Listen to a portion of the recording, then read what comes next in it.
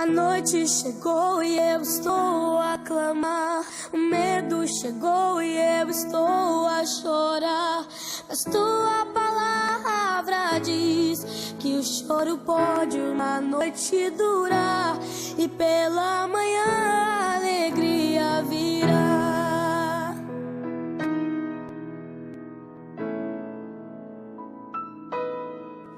Mas Senhor, a noite é longa e demora a passar, e os meus inimigos estão a zombar de mim.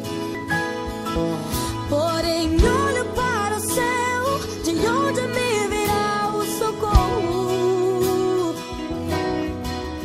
Então ouça a tua doce voz a me acalmar. Eu estou contigo, não te deixarei.